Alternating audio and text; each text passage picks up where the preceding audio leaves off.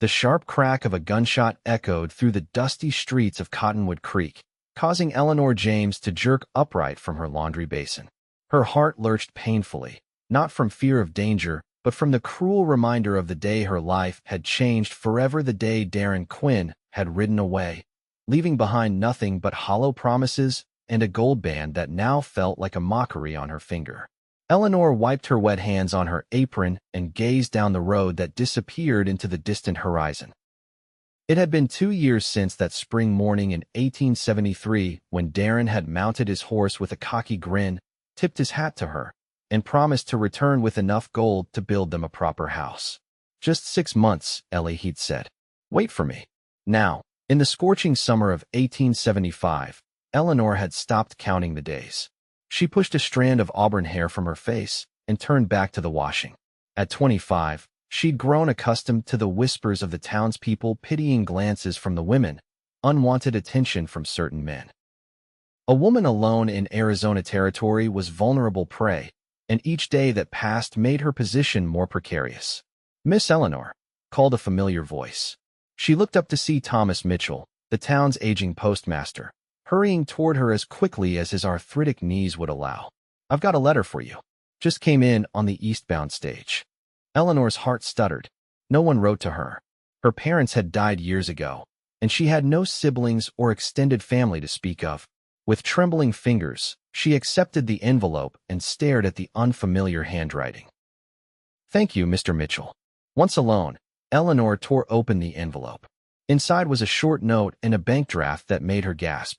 "Mrs. Quinn, I regret to inform you that your husband, Darren Quinn, was fatally injured in a mining accident near Sacramento 6 months ago. Before passing, he asked that his earnings be delivered to you along with his apologies. As his employer, I have enclosed the sum of his wages and his share of our claim. With deepest sympathies, Harold Perkins, Perkins Mining Company." Eleanor sank to her knees in the dirt, the paper clutched to her chest. 6 months ago. He had died 6 months ago, and she hadn't known. Had he thought of her in his final moments? Had he regretted leaving her alone for so long with nothing but promises? The following days passed in a blur. Eleanor paid off the mortgage on her small cabin at the edge of town that Darren had purchased with borrowed money. She bought supplies and hired young Billy Carson to repair the leaking roof. For the first time in 2 years, she didn't need to take in laundry or mend clothes to survive. Yet the nights were lonelier than ever. Darren was truly gone now, not just absent, but gone forever. The finality of it settled in her bones like the chill of desert nights. She was a widow at 25, in a town where single women were rarer than rainfall. It didn't take long for word to spread. A week after receiving the letter, Eleanor opened her door to find Sheriff Warren standing on her porch, hat in hand, and an uncomfortable expression on his weathered face. "Mrs. Quinn," he began, "I've come to speak to you about your situation." "My situation is just fine, Sheriff," Eleanor replied, keeping one hand on the door frame. "A woman alone," he started, "is perfectly capable of taking care of herself," she finished firmly. The sheriff sighed. "That may be, but Wilson Palmer has expressed interest in calling on you. He's a good man, owns the mercantile. He could provide for you." Eleanor's spine stiffened. "Mr. Palmer is 53 years old and buried 2 wives already. I appreciate your concern, but I'm not looking for a husband." After the sheriff left, Eleanor sat at her small table and counted the money remaining from Darren's bank draft. She had enough to last a while if she was careful, but eventually, she would need more. The thought of returning to taking in laundry made her shoulders ache in anticipation. As summer faded into fall, Eleanor established a routine. She tended her small vegetable garden, read books borrowed from the schoolteacher, and politely rebuffed the increasing attention from men in town. Wilson Palmer sent flowers. The blacksmith, a widower with 4 children, offered to fix her gate for free. Even young Deputy Collins, barely 21, stammered through an invitation to the harvest dance. Eleanor declined them all. She wasn't ready. Perhaps she never would be. When October arrived with its cooler temperatures, Eleanor decided to expand her garden for the spring planting. She needed a plow horse and some proper tools. The walk to the livery stable took her through the center of town, past the saloon where rowdy voices spilled out onto the street even in the early afternoon. She kept her eyes forward, ignoring the calls from the drunken cowboys lounging outside. One voice, however, made her falter. Well, if it isn't the most beautiful sight in all of Arizona territory. Eleanor froze. That drawl, as familiar as her own heartbeat, couldn't possibly be real. She turned slowly, half expecting to find she'd imagined it. But there he stood, leaning against the hitching post with the same easy confidence she remembered. Dusty from the trail, with a week's growth of beard on his face, but unmistakably him. Those piercing blue eyes that had haunted her dreams for years. Drake. Drake Quinn grinned, pushing off from the post and taking a step toward her. Hello, Ellie. Eleanor felt lightheaded. Drake was Darren's identical twin, the wilder of the two brothers. While Darren had charmed her with sweet words and promises of stability, Drake had been the wanderer, the risk-taker. He'd left Cottonwood Creek long before Darren, disappearing after a disagreement between the brothers that neither had ever fully explained to her. "What are you doing here?" she asked, suddenly conscious of the townspeople watching their exchange with undisguised interest. Drake smiled dimmed slightly. "I heard about Darren. Thought you might need someone to check on you." 2 years too late, she replied, more sharply than she'd intended. A flash of pain crossed his features before his expression settled into something more guarded. "I deserve that. Can we talk somewhere private?" Eleanor hesitated. Drake had always been trouble with a capital T. Where Darren was all talk, Drake was action, sometimes reckless, always intense. She'd always kept her distance from him, even before she'd married Darren, sensing something dangerous in the way he looked at her. "I'm heading to the livery," she finally said. "You can walk with me if you like." They fell into step beside each other, an uncomfortable silence stretching between them until they reached the quieter end of the street. "I'm sorry about Darren," Drake said finally. "I know you loved him." Eleanor's throat tightened. "Did I? I'm not sure what I felt toward the end. He left me alone for so long. That was always Darren's way. Big dreams, big promises." "And what's your way, Drake?" she asked, giving him a sidelong glance. He met her eyes steadily. "Deeds, not words." At the livery, Eleanor spoke with Mr. Simmons about purchasing a plow horse. When he quoted a price far above what she knew was fair, Drake stepped forward. "Seems a bit steep, Simmons. The bay in the back stall would be better suited for what Mrs. Quinn needs, and he's worth half that." The liveryman reddened. "Now see here, Quinn, I see just fine," Drake interrupted coolly. "Trying to swindle a widow isn't good business."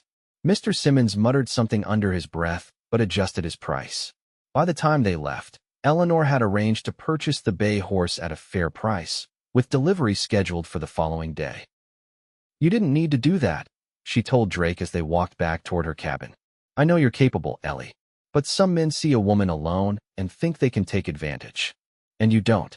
Drake stopped walking, forcing her to stop as well. "Is that what you think of me?" Eleanor sighed, suddenly tired. "I don't know what to think, Drake. You show up out of nowhere after all this time. Why now? Why not when Darren first left? Or when I got word he died? I only found out about Darren's death 2 months ago. I was in Colorado, working cattle drives." His eyes held hers. "As for why I never came back before, well, Darren made it clear I wasn't welcome around his wife." Eleanor frowned. "What are you talking about?" "The night before I left Cottonwood Creek, Darren and I had words. He accused me of having feelings for you that weren't brotherly. Said if I knew what was good for me, I'd make myself scarce." Heat rushed to Eleanor's cheeks. "And did you have those feelings?" Drake's gaze never wavered. "Does it matter now?" Before she could answer, a shout from down the street caught their attention. A crowd was gathering outside the bank, and the sheriff's deputy was running toward the commotion with his hand on his gun. "Wait here," Drake said, already moving toward the disturbance. But Eleanor had spent too long being told to wait. She followed, keeping a few paces behind. 3 masked men burst from the bank, guns drawn. Shots rang out as they mounted their horses. One of the robbers spotted Deputy Collins approaching and took aim. Drake moved faster than Eleanor would have thought possible. He tackled the young deputy just as the outlaw fired, both men tumbling into the dirt as the bullets splintered the wooden post where Collins had been standing. The bank robbers galloped out of town, leaving a cloud of dust and panic in their wake. Sheriff Warren emerged from his office, pistol drawn, but the thieves were already disappearing into the distance. Drake helped Collins to his feet. The young deputy was shaken but unhurt. "Quick thinking, Quinn," said Sheriff Warren, holstering his weapon. "Might have just saved Collins's life." Drake shrugged. "Right place, right time." News of the bank robbery and Drake's heroics spread through Cottonwood Creek like wildfire. By evening, when Eleanor answered a knock at her door, she wasn't entirely surprised to find Drake standing there with a burlap sack in one hand. "Thought you might need these," he said, holding up the sack. "Seeds for your spring garden. The merchant at the general store said you'd been asking about them." Eleanor accepted the sack, touched by the thoughtfulness of the gesture. "Would you like to come in for coffee?" Drake hesitated. "Are you sure that's wise?" "Town's already talking about me being back." "Let them talk," she said, stepping aside to let him enter. Inside her small cabin, Eleanor busied herself with the coffee pot while Drake looked around. She knew what he was seeing: the sparse furniture, the worn curtains, the patched quilt on her narrow bed. Evidence of 2 years of barely getting by. "I would have helped you," he said quietly, "if I'd known. It wasn't your responsibility." She placed 2 cups on the table. "Besides, I managed." Drake sat across from her, his large frame making her small table seem even smaller. "You always were the strong one. Darren used to say that." "Did he?" Eleanor felt a familiar pang of bitterness. "He never told me that. My brother had a gift for seeing the truth, but rarely speaking it." Drake's fingers traced the rim of his cup. "He knew he wasn't good enough for you." Eleanor stared into her coffee, unsure how to respond. The air between them seemed charged with unspoken words. Finally, she changed the subject. "How long do you plan to stay in Cottonwood Creek?" Drake's eyes met hers across the table. "That depends." "On what?" "On whether there's anything here worth staying for." The intensity in his gaze made her heart flutter in a way it hadn't in years, maybe ever. Eleanor stood abruptly, taking her cup to the wash basin. "It's getting late," she said, her back to him. "And I'm sure you need to find lodging." Drake rose from the table. "I've taken a room at the boarding house. For now." He moved to the door, but paused with his hand on the latch. "Ellie, I'm not Darren. I don't make promises I can't keep. But I'd like to help you with your garden tomorrow, if you'll let me." After he left, Eleanor sat alone in the growing darkness, thoughts swirling. Drake had always been the more intense of the Quinn brothers, with a quiet depth that contrasted sharply with Darren's easy charm. She'd been drawn to Darren's promises of adventure and prosperity, only to be left waiting while he chased dreams that never materialized. Drake, on the other hand, had always been a man of few words but decisive action. The seeds sitting on her table were proof enough of that. The next morning, Eleanor was startled by the sound of chopping outside her cabin. She wrapped a shawl around her shoulders and opened the door to find Drake splitting firewood, a neat pile already stacked against the wall. "Morning," he called, bringing the axe down cleanly through another log. "Hope I didn't wake you." Eleanor crossed her arms. "Do you always start working on other people's property without asking?" Drake paused, wiping sweat from his brow despite the cool morning air. "Saw your woodpile was getting low. Winter's coming. I was going to hire someone from town. Now you don't have to." He resumed chopping. Eleanor watched him for a moment, noting the efficient way he moved, the strength in his shoulders. Darren had always complained about manual labor, finding excuses to avoid it when possible. "I'll make breakfast," she said finally. Over the next few weeks, Drake became a regular fixture at Eleanor's cabin. He fixed her sagging porch steps, mended fences, and helped her prepare the soil for spring planting. Each morning he arrived with fresh coffee beans or eggs from the mercantile, and each evening he returned to his room at the boarding house after sharing supper at her table. The town buzzed with gossip. Eleanor felt the disapproving stares when she walked to the general store. Once, she overheard Mrs. Patterson, the banker's wife, whispering to another woman, "Hardly cold in his grave, and she's already taken up with the brother." Scandalous. Eleanor's cheeks burned, but she held her head high. What the town didn't understand was that nothing improper had occurred between her and Drake. Despite the undeniable tension that sometimes crackled between them, he maintained a respectful distance, never pushing for more than she was ready to give. One evening in late November, as they sat by the fire after supper, Drake finally spoke of what had driven him from town years before. "I should have told you this long ago," he said, staring into the flames. "The night before your wedding, I confronted Darren. Told him I didn't think he was serious about settling down, that he'd end up hurting you. Eleanor set aside her mending. What did he say? He accused me of being jealous, said I only wanted you for myself. Drake's jaw tightened. We fought, came to blows. I'd never raised a hand to my brother before that night. That's why you had that bruise at the wedding, Eleanor recalled. Darren said you'd been in a bar fight. Drake gave a humorless laugh. He would say that. Afterward, he told me if I cared about you at all, I'd leave town. Said it would only hurt you to have me around, that it would put you in an impossible position. So you left without saying goodbye. I thought it was the right thing to do. Drake finally looked at her. Was it? Eleanor considered the question. I don't know. Maybe if you'd stayed, things would have been different. Different how? She rose from her chair, suddenly needing to move. Maybe I would have seen Darren more clearly. Maybe I wouldn't have spent 2 years waiting for a man who was never coming back. Drake stood too, his presence filling the small room. And now I'm trying to figure out who I am without him, she admitted. I'm not the same woman who waited faithfully for a husband who broke his promises. I'm not sure who I am anymore. Drake took a step closer. I know who you are, Ellie. You're the strongest, most determined woman I've ever known. You survived when many would have crumbled. You built a life from nothing but your own 2 hands. His words wrapped around her like a warm blanket, seeping into places that had been cold for so long. Before she could respond, a pounding at the door made them both jump. Deputy Collins stood on her porch, looking apologetic. Sorry to disturb you, Mrs. Quinn, but Sheriff Warren needs Drake at the jail right away. Those bank robbers have been spotted near Coyote Pass. Drake grabbed his hat and gun belt. Lock the door behind me, Ellie. I'll be back as soon as I can. Eleanor spent a restless night, starting at every sound outside her window. When morning came with no sign of Drake, she walked to town to get news. A crowd had gathered outside the sheriff's office, and her heart sank when she saw Doc Miller's wagon parked nearby. Sheriff Warren emerged from his office, looking haggard. He spotted Eleanor and made his way toward her.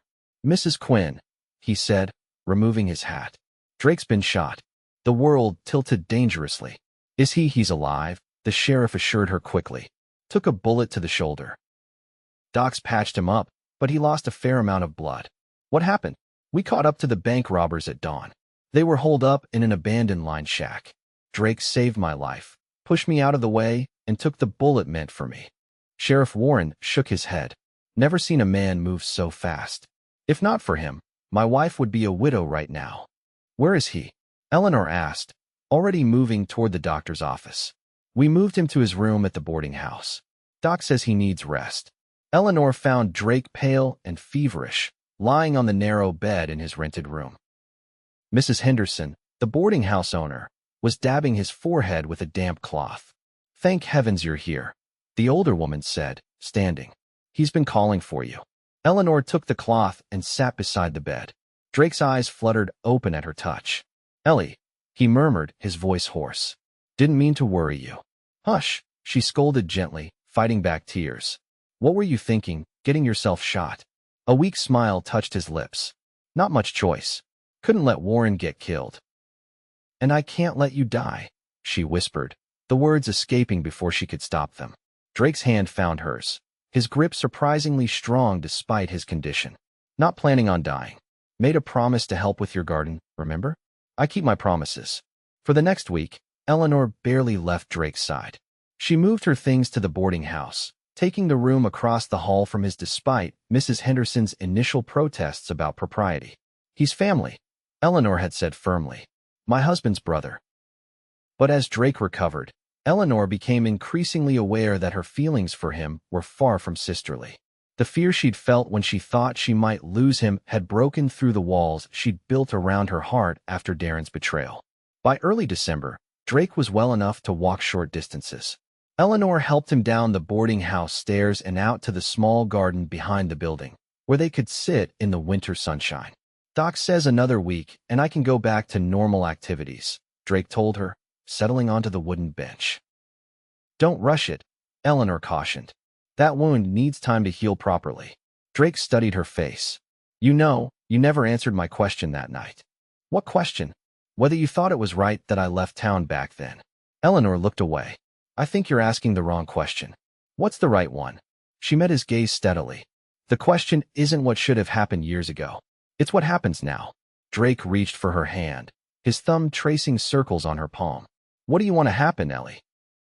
The moment stretched between them, fragile and charged with possibility. Eleanor thought of the past years, of waiting for promises that never came true, of the bitter lessons she had learned about hope and trust.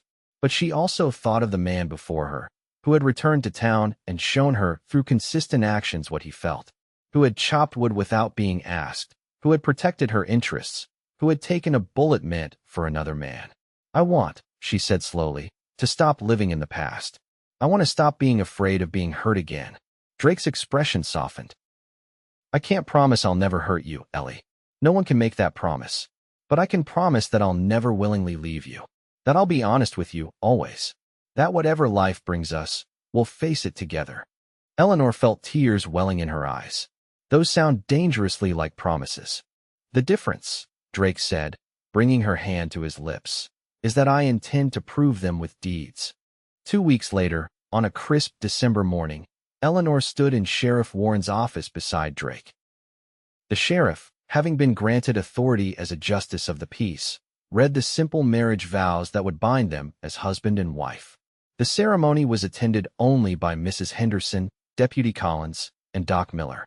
There was no elaborate dress, no flowers or cake.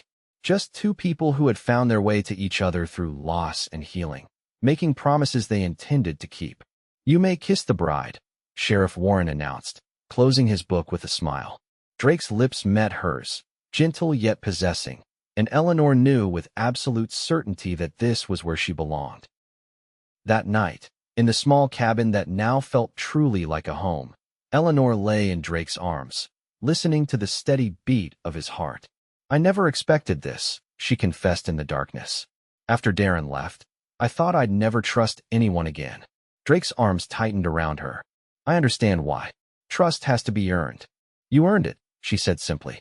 Every day, with everything you did. He kissed her forehead. I plan to keep earning it, Ellie. Every day for the rest of our lives. Spring arrived with a burst of wildflowers across the desert landscape. Eleanor's garden flourished under their combined care, rows of vegetables stretching toward the sun in neat furrows. The bay horse Drake had helped her purchase proved to be a gentle, hard-working animal, perfect for plowing the expanded garden and carrying supplies from town. Their life together settled into a rhythm of shared work and quiet evenings. Drake had taken a job as a ranch foreman at the Bradley spread outside of town, his experience with cattle making him invaluable to the operation. Eleanor sold her extra vegetables in town, establishing herself as a respected businesswoman rather than an object of pity. On their 6-month anniversary, Drake returned home with a rolled document tied with red ribbon. What's this? Eleanor asked, accepting the mysterious gift. Open it and see. She unfurled the paper to find a deed legal ownership of 20 acres of land bordering their property, including the small stream that ran near the western edge. Drake, she breathed, stunned. How did you manage this? Been saving from my wages. Bradley gave me a bonus last month when we brought in more cattle than expected. His eyes danced with excitement. It's good land, Ellie. Room for a bigger house someday. Maybe even a small orchard. And that stream never runs dry, even in August. Eleanor threw her arms around his neck. It's perfect. That night, under a sky brilliant with stars, they sat on their porch and planned their future. Children, perhaps. A larger garden. Maybe even a small business of their own someday. You know, Eleanor said, leaning against Drake's solid warmth. If someone had told me 2 years ago that I'd be happier than I've ever been, I wouldn't have believed them. Drake pressed a kiss to her temple. Life has a way of surprising us. Not always in the ways we expect. Eleanor thought of Darren then, of his big dreams and bigger promises that had never materialized. She had loved him once, or thought she had. But what she felt for Drake was something deeper, more substantial, built on a foundation of actions rather than words. Thank you, she said softly. For what? For coming back. For showing me what love really looks like. Drake tilted her chin up, so she was looking into his eyes. I should be thanking you, Ellie. You gave me a reason to stop wandering. A place to belong. As winter gave way to spring again, Eleanor discovered she was expecting their first child. Drake's joy was boundless. He immediately began building a cradle, carefully selecting the wood and working on it each evening. Boy or girl, doesn't matter, he told her, sanding the rails smooth. Just want them to be healthy and stubborn like their mama. Eleanor laughed, placing his hand on her still flat stomach. And brave like their father. By the following Christmas, their family had grown to 3 with the arrival of little Sarah Jane Quinn, a robust baby girl with her father's blue eyes and her mother's auburn hair.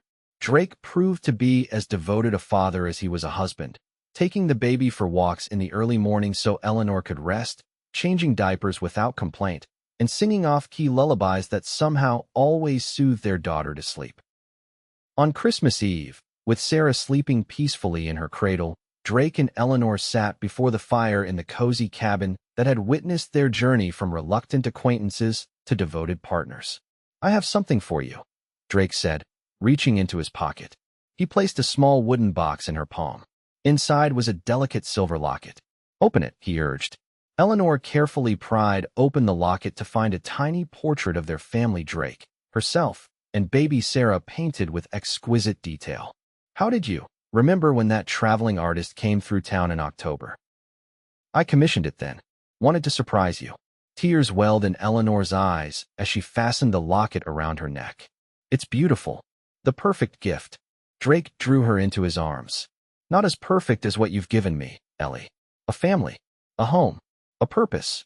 As midnight approached, they shared a toast to the year ahead and all it might bring to the land they would cultivate together, to the daughter they would raise, to the love that had found them when they least expected it.